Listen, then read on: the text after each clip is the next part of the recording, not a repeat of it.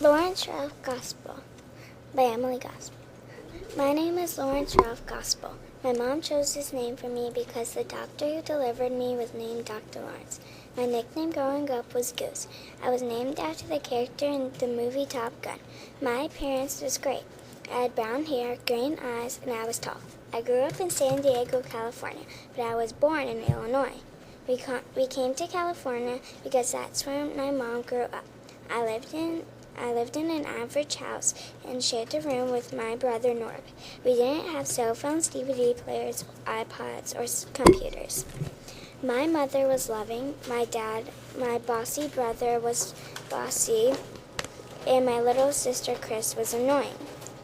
The most important lesson my mom taught me was to work hard to get the things you want and to provide for your family.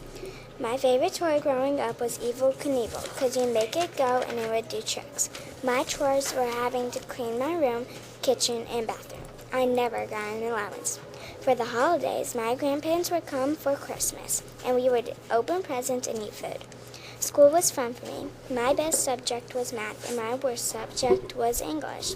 I played baseball, played in the All-Star League. I pitched and won the game. I remember fads were penny loafers, where people would put real pennies in their shoes. There was stonewashed jeans. I did not have them because I couldn't afford them. My best friend was Robert Kessler. We were in the same class together from kindergarten through 6th grade. The funniest thing that ever happened to me was when I went to school with pants that had a hole in them. I got really hurt when I was playing baseball because I knocked out my 2 front teeth and had to go to the emergency room so they could put them back in. The world event that took the most impact on me was 9/11. It made me realize the world was not safe. My family was very busy.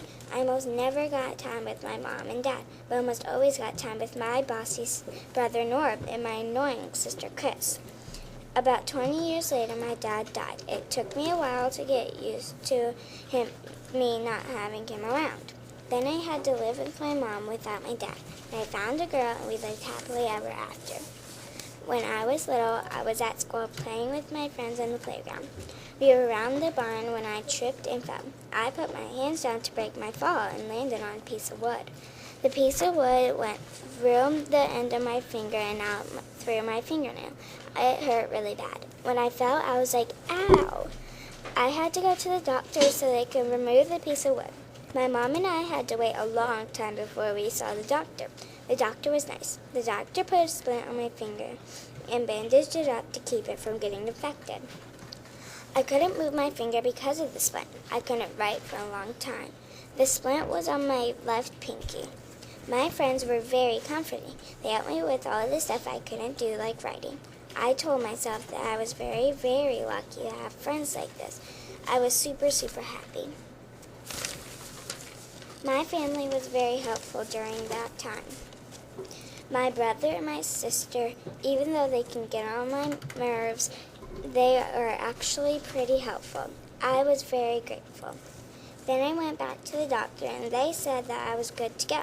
Then I was much better, so they took it off and then I was splint free.